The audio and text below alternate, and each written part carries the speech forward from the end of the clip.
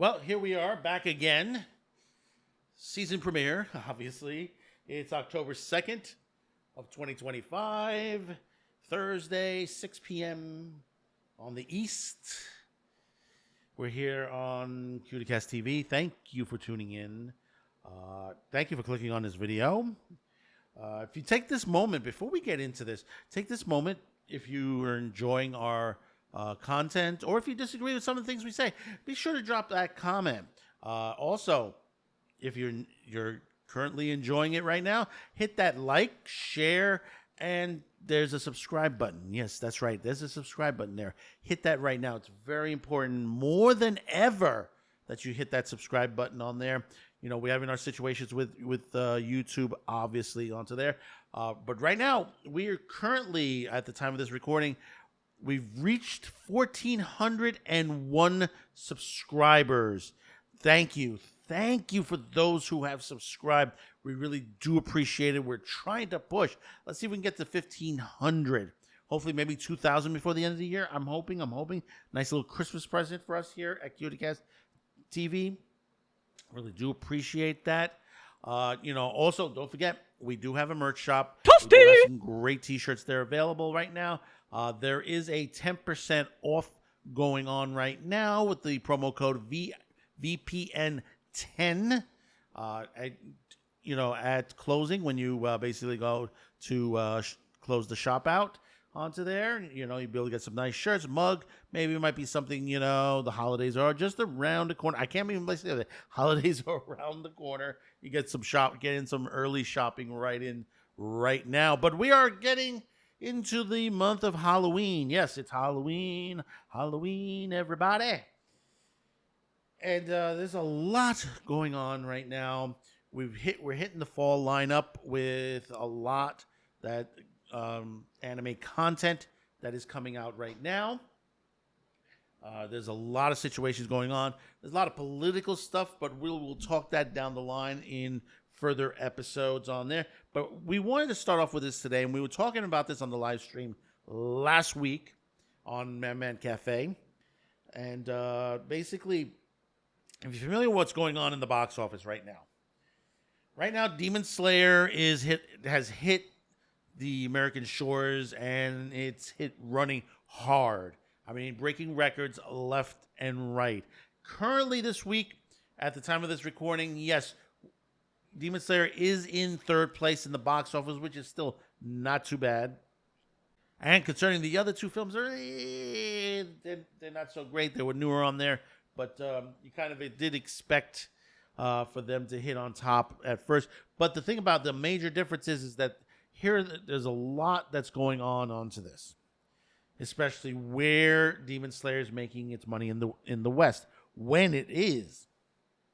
And we'll talk about that in a little bit. But the thing about it, the most important thing about it is right now, is that you have to ask yourself at this point,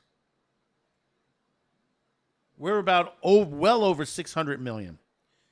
Can we say that Demon Slayer will get to that $1 billion mark? It's already the first anime movie to hit the 600 million mark at a very fast rate, especially most of it being overseas. Could the box office tell that this is the big change up for the anime industry, as we can be the first $1 billion anime movie in history at the box office right now? Could it be possible? I think so. But you may ask yourself, well, how is that possible? How could it be possible, at the pace it's going? Because right now it's just balancing out. It's going to still stay on pace. Well, several reasons. Number one, this movie will be continuing throughout the year. That is, for certain. We will not see Infinity Castle hit streaming until 2026. Let me repeat myself. Demon Slayer Infinity Castle will not hit streaming till 2026. That's according to Crunchyroll and Sony. They've already said this. The other half of this story that it's continuing on is where Demon Slayer is making its money in the United States. During the week, the box office receipts for Demon Slayer are very good during the week. It has been since its opening. Better than anything that's out right now, currently. In other words, most of the time you see that drop off. Now, yeah, Demon Slayer did have like almost a 60% drop off in the second week in the US, and basically, most of the time you'll see around 60% and higher. But in the general box office, you tend to slow right now. Currently, you tend to slow down during the week, the Monday through Thursday. It tends to be slow, especially if there's a new release coming out on Thursday night into Friday. It seems Demon Slayer is still doing that money during the week. Not gigantic numbers, but better than average, which should say for itself what's been going on to that point. And the final point that will help this get to that $1 billion mark is the announcement that was made about a week ago. Demon Slayer has been approved in China, and according to Anime Empire on Twitter, China will be releasing this a week from this Saturday, October 8th. And it's going to be a major boost. It will be a major boost to itself. Because there's to the point that you have to look at this and say, hey, if it opens in China, China likes these animes. Yeah, of course, probably China may have censored it a bit to that point, but still will gross money. Everywhere in Asia where Demon Slayer has opened, even in India, they've had to add screenings. And we're talking screenings overnight or very early in the morning. There have been stories that people have been going at 2, 3, 4, 5 a.m. in the morning just to go see Demon Slayer. That's how many tickets are being sold. It's selling out crazy overseas. The Asian market has just completely dominated this movie in itself. Most of the ticket sales overseas have been in Asia. But now we're getting to the West, and into South America, into Canada. You're starting to see those numbers start to come into play as well. I mean, we're well over 100 million in just the U.S. alone.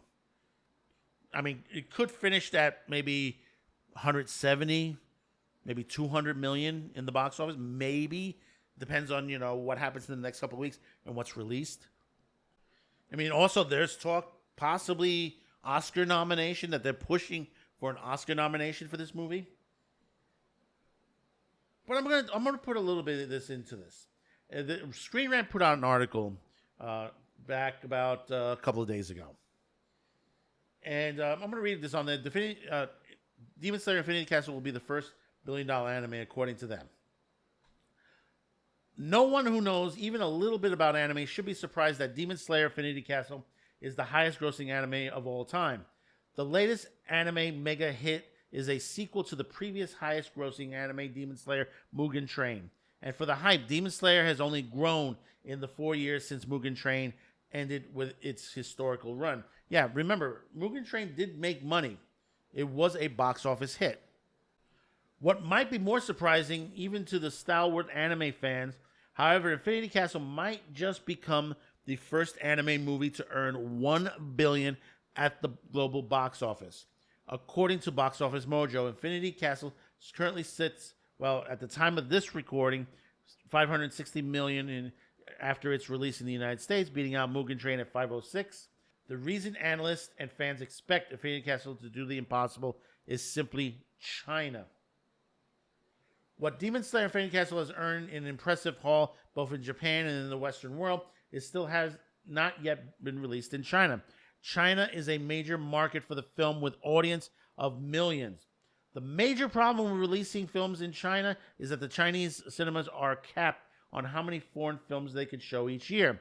Additionally, strict laws on what they can and cannot be shown in the movies mean that getting graphic films into Chinese theaters can be an uphill battle. Previously, Demon Slayer Mugen Train was scheduled to be released in China, but was hit with indefinite delay due to a controversy surrounding the Monster Hunter film. Given this, Infinity Castle Chinese debut was far from guaranteed. Despite the many challenges showing Infinity Castle path to Chinese cinemas, however, it seems Tanjiro's latest adventure will indeed be released. X-user Anime Empire confirmed that Demon Slayer Infinity Castle will be released in China on October 8th, setting it up to be the anime's first billion-dollar movie. Currently, only 58 films in the history of cinema have earned the $1 billion at the global box office, with the top spot being held by Avatar at $2.9 billion. What makes Demon Slayer a potential $1 billion box office even more expressive is the movie's rating. Though it might be easy to forget, Demon Slayer Infinity Castle is rated R. Only 2 other rated R movies have earned more than $1 billion at the box office. That's Deadpool and Wolverine, which sit in the top gross of $1.3 billion, while Joker still has an impressive $1 billion. Making more impressive is a comparison of budgets. Deadpool and Wolverine budget was $200 million. Demon Slayer Infinity Castle budget was $20 million. And that doesn't include advertisement. You could say slap on another $10 million because they don't spend much on the advertisements on this. So figure another $10 to $12 million to this point. And, figure, say roughly $30 million for this film. Even with big name Hollywood stars like Channing 54321. Even with big name Hollywood stars like Channing Tatum appearing in Infinity Castle's English dub, this was a dirt cheap movie to make by Hollywood standards.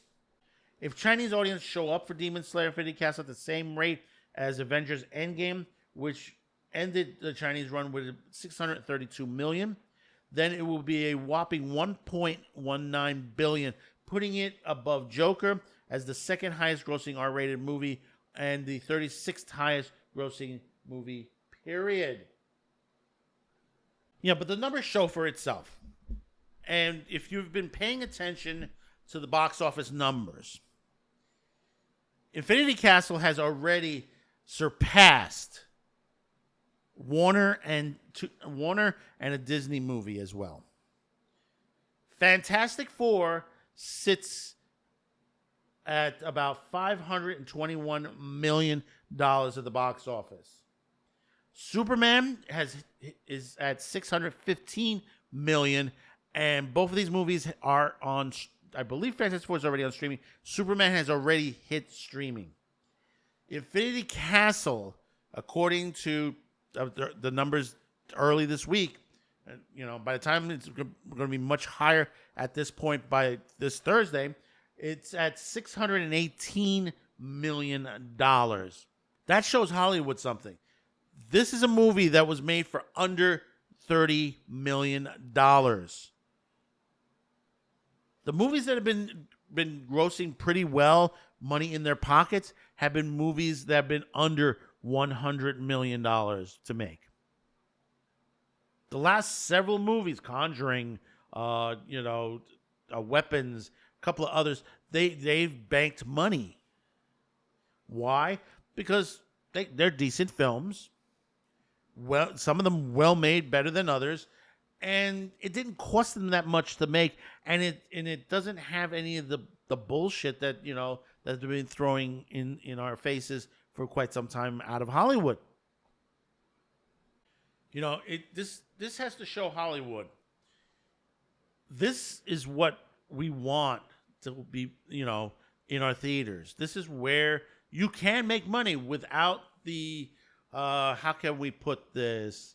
The Hays Code type of bullshit that you've been pushing upon us. Yeah, I call it Hays Code 2.0. Most people have not picked up on this. Understand that basically you have a situation where Hollywood and those, as we say, the Hollywood Karens, the Karens, however, the blue haired fiends have, taken over the industry, telling them what to do, what to make, who to hire to be in these films. They say, nice hobby that you have. It's a little bit sexist, don't you think? Maybe you better let us in to fix it. And how to make them, how to eviscerate, strong men, create, a character of woman that's, even though a lot of these are fantasy, they go beyond fantasy. Do I say dubious into beyond fan fiction as well? Because some of the stuff out there is like, why did they make this? Why? I mean, Fantastic Four is horrendous. Going with a female Silver Surfer, which I have no problem them doing a female Silver Surfer if they did it the proper surfer character. You have to go with the original Silver Surfer if you wanted this to work. And, excuse me, I'm sorry. No offense. Putting Pedro Pascal in every freaking movie ain't going to put people in the seats in the theater. We need to rebalance out everything and properly, if you're going to hire someone for a movie, don't get it because, someone tells you, yeah, we need to hire him for diversity, exclusion, that type situation that they have to have it. We got to have representation. Let me explain something to you. We've always had representation. It started long before, into this era. Even during the Hays Code, we had representation.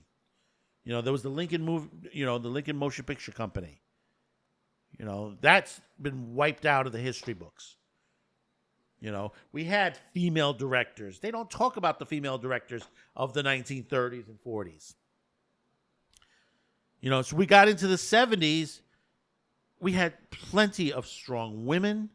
We had some great action films, well diverse. We had many films that had a minority characters in it throughout of various types, from underground films to romances to horror to action, dramatics. We've had them. It's been there. The ceiling was broke. The problem is someone out there told you that basically it didn't exist. None of these films didn't exist. They never existed. Because this is what they do. This is, the things that they don't understand in their mind. And of course the criticism on anime and manga. That they say, well, it's all pornographic. It's all pornographic. Have you seen anime? Have you sat down and watched it? No. This is why, you hear the terminology anime tourist out there. I think it's a bad term to say. Anime tourist. I mean, it kind of fits, but, I just really, and I haven't found really the word for it to replace it. But I could say is that you have those out there who have just slide into the fandoms. And this is not only anime. This is, basically science fiction, Star Wars, Star Trek, comic books. Everything that's of the fandom that when I was young and growing up, that we used to be chastised, that we were called nerds. Nerds! That geeks and all these names. They're like, oh, look at this shit. This is bullshit on that. But meanwhile, we were the ones paying the money. We were the ones hitting the seats in the theaters. We were filling up the theaters. The theaters made money. Hollywood made money. We bought the memorabilia. We bought the T-shirts, the merch, the hats, the figures, everything, the costumes. We did the cosplays. We paid, to go to the conventions and the fan meetups and stuff like that. But you have those out there that continue to sit down and says, "Well, I've always been a fan," and they're talking straight out of their ass because they don't know the series itself. Hey, listen, I'm not. Sometimes I forget a lot of the series back in the day. I'm getting up there my age, you know, and sometimes I do forget things, and that's why I go back and refresh myself. And I've added a lot to my collection. I mean, I'm waiting for a Galaxy Express complete series to come out on a master Blu-ray that's coming out on there. Queen Merlin is supposed to be coming out as well. Those are two great classics. You have also there's Perfect Blue that's getting a 4K. The Girl That Leapt Through Time. Many different ones that are getting remastered. Dirty Pair just got released through that Kickstarter. Trying to figure out if they're going to be selling it online somewhere.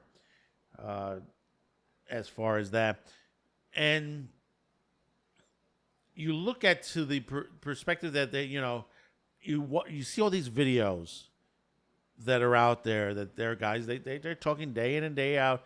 It says I couldn't believe that they did this on this movie. I can't believe this they did this on this TV series on the as far as anime.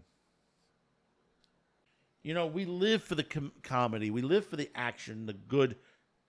Basically effects and animation to that is done. We live for the fan service or sometimes the ecchi to the point on there or even a hentai.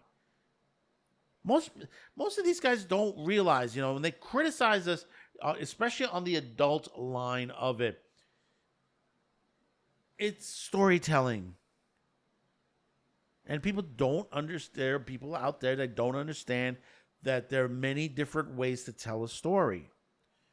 Whether you're telling it by sitting in a group and telling the story, or maybe putting it in a book or a comic book, making a TV show or a movie to that perspective. Whether it's a regular live action or maybe an anime. Adult animation has been around for decades. And not only in Asia, in the West also, we here have had it for many, many decades. The other thing that gets me is that how they complain about the women, like in Demon Slayer and many others, and they complain about the women and how they look. They never complain about the guys. They never do. Unless if it's a caricature of a minority, that they'd be like, no, that can't be like that. I remember in One Punch Man, there's a black character on there. They just don't like, these critics to the point. But it's a superhero. It's a fantasy. It doesn't exist. And you got all these places that are trying to create laws, against on there. You have Texas with their law, and up in, I believe, Michigan is the other one, and a couple of other places. And then you got overseas, Australia, Russia, to that point. The United Kingdom, they're pushing these online safety bills. And they say, no, you can't watch these. It does, kids know what to watch when it comes down to it. And if their parents are okay with it, then it's fine. I myself, I don't, fan service is fan service, which basically that's not really porn. It's a bit of a tease, which we see that all the time in commercials on a daily basis, whether it's ads in a magazine, ads on billboards or on television. Ecchi, different story to the point. Nudity. I don't recommend that for anyone under the age of 17. There's a time and place for ecchi. And the thing about it is, a lot of ecchi isn't that much ecchi at all. But there's still it's the fine line of calling something an R-rated movie and a PG-13. And that's the other thing, is that people don't realize here in the West, Hollywood, we have a rating system. And so does everyone overseas. And the same type of the way we handle our stuff is like how everybody else does. If there's nudity in it, sex or anything like that, you're going to see it as an R rating. It's going to be for adults. But see, that's these new Puritans, like I said, Karens. They don't want us watching this stuff. They have the mentality that it causes a hostile environment.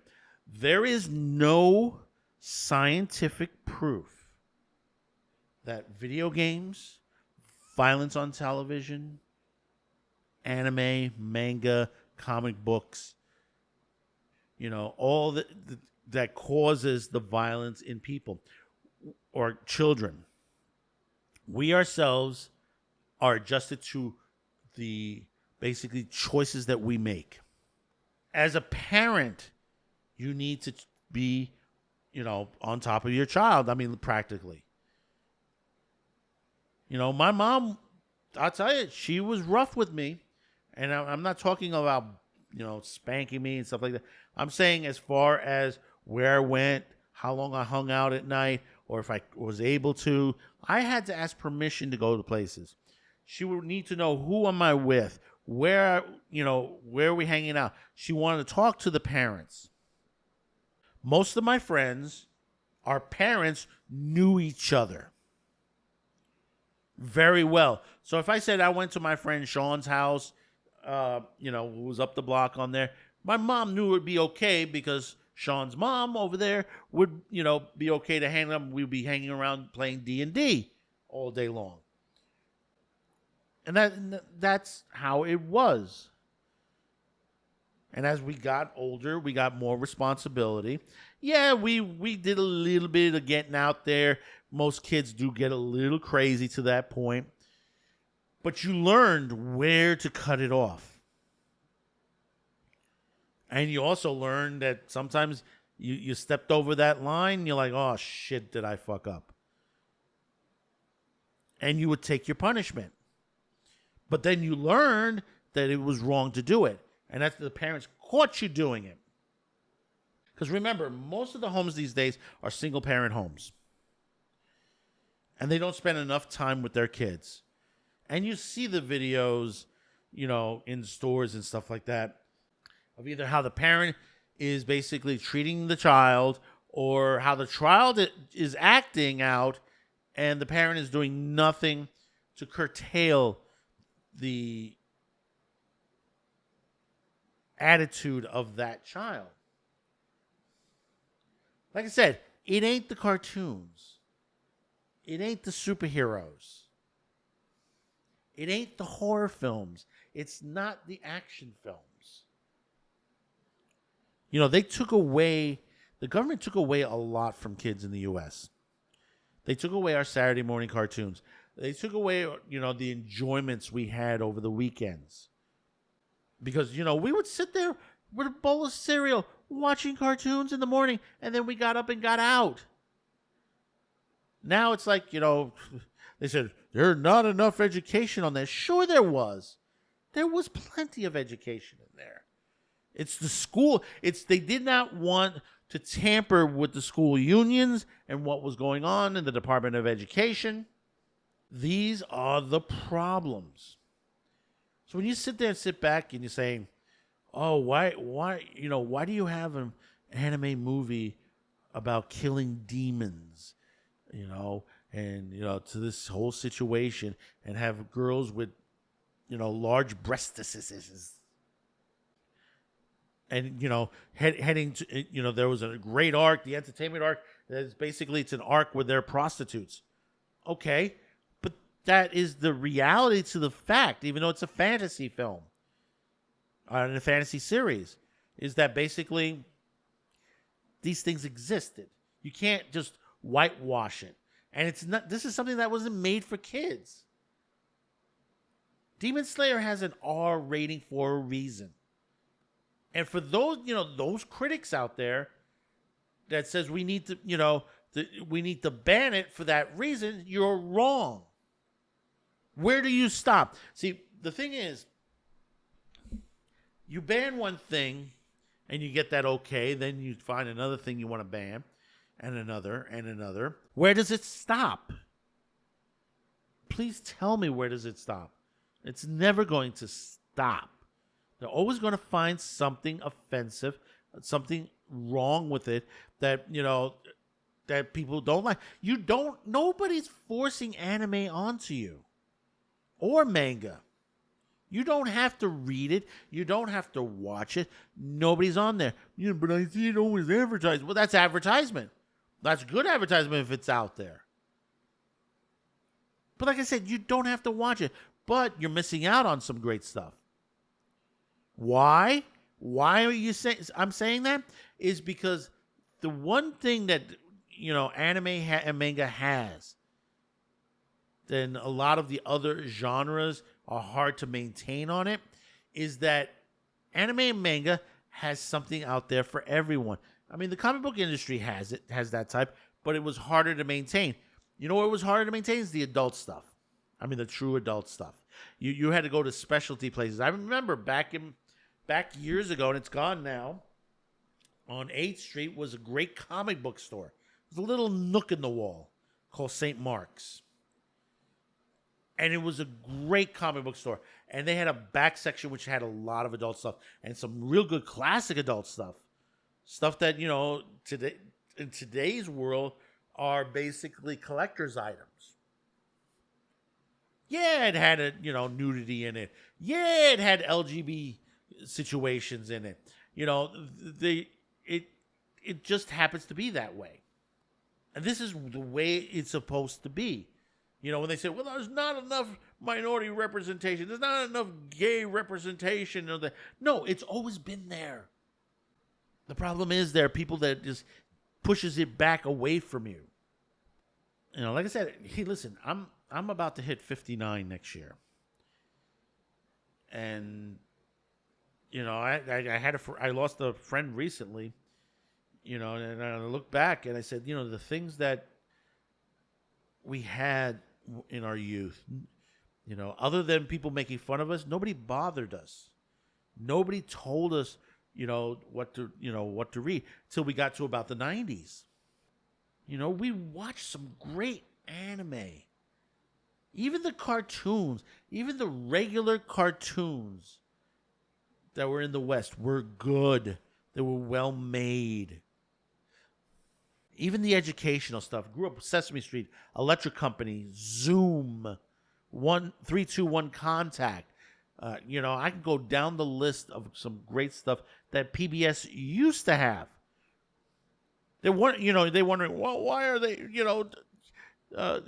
taking away federal money away from them? Because they're not the same anymore.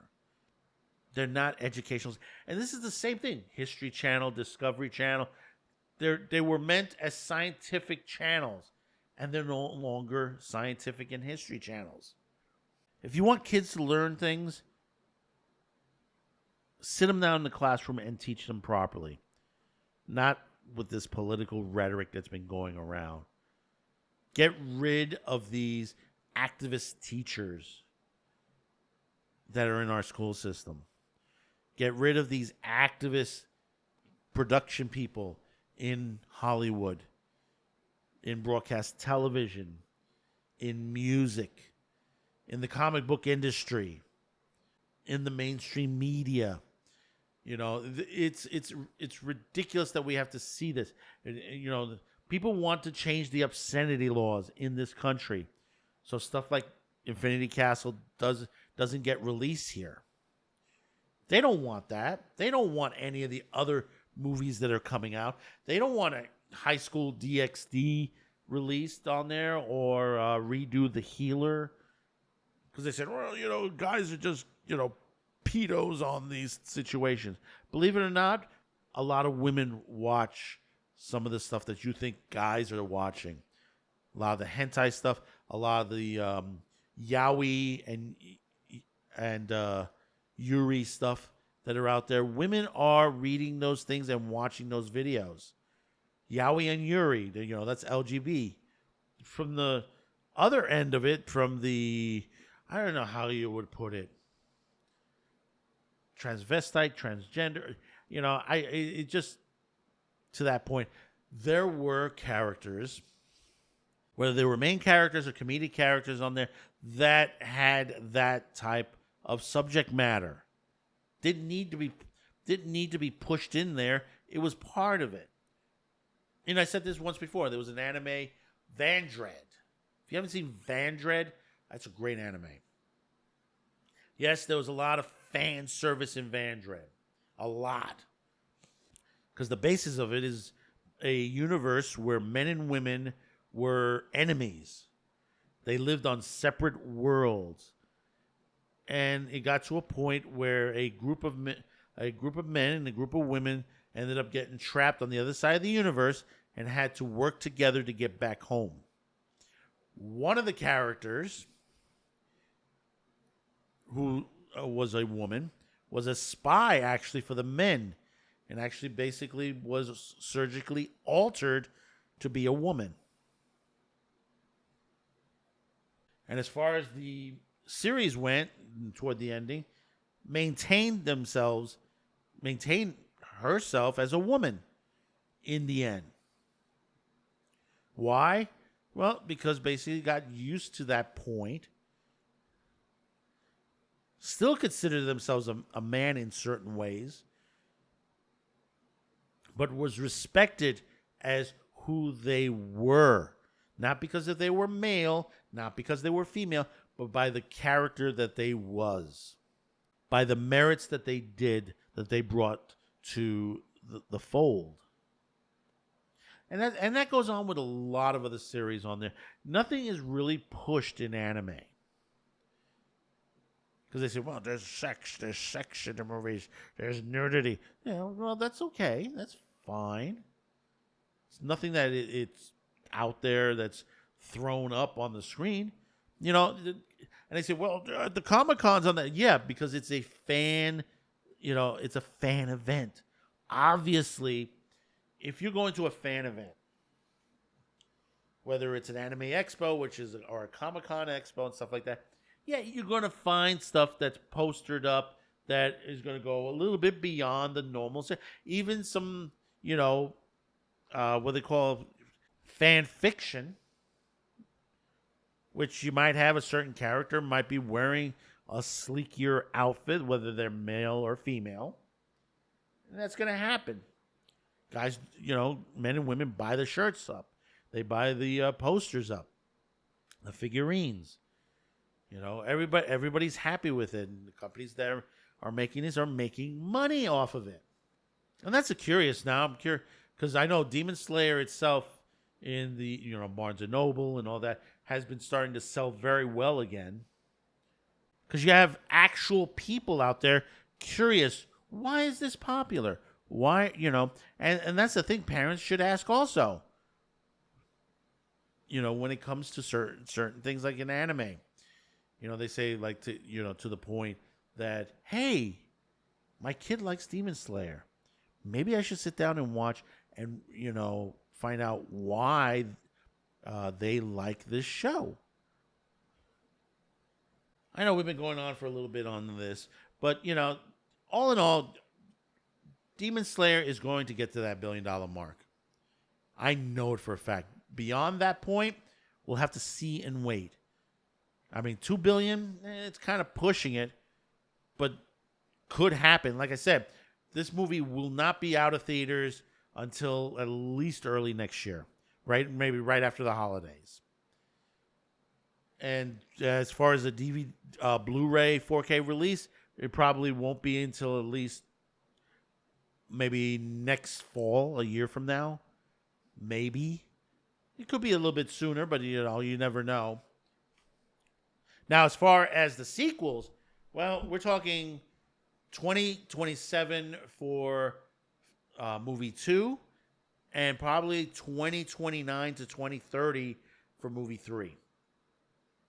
I think the earliest I think they were talking about was the summer of 27 for the next film. I believe someone in the they were mentioning in the chat that the production has probably just wrapping up on there. So wrapping up today's show, I just need you to take a moment to tell me your thoughts. Drop that comment. Let me know. What you're feeling. Do you think? The question of the day. Do you think Demon Slayer will make it to $1 billion? Do you think it may go to $2 billion? Let me know in that comments line. Also, let me know your to hit that like, share, and hit that subscribe button. That's important on there. Whether you're on YouTube, whether you're on Rumble, move us up in the algorithm. It's very important on there. So, until next time, this time next week, 6 p.m. Eastern, right here on CutieCast TV. All I gotta say is take in an anime, take in a manga, treat it like a work of art, or maybe a nice bottle of wine. Open that bottle of wine up, smell it, taste it, enjoy it, and we'll see you on the next one. Don't forget to catch out Man with the Show daily videos right here. Also, Sci-Fi Snobs, Babylon 5 retrospective. If you missed, I was on yesterday's edition on there, so it's available right now on YouTube. And also, Top Lofty Lounge, Sunday, 11 p.m. Eastern, also right here on YouTube. Sci-Fi for Me, subscribe to him. Be sure to check out his videos and his live stream. If you sign up, you'll know when he goes live on his podcast. So until next time, thank you for tuning in, and we'll see you. Bye-bye now. Thanks for watching, commenting, and sharing this video. And if you haven't yet, please subscribe, as this helps the reach of this channel. Finally, as a content viewer, you have the ability to help support this channel, as new internet laws around the world will diminish our reach and affect our sponsors. If you choose to help, there are 2 ways, listed in the description below. The first link will lead you to a pay site where you can make a monetary donation. The second will lead you to our gear shop, where you can buy shirts, mugs, and other gear. Discounts will be listed on the site. Once again, thank you for watching and your support.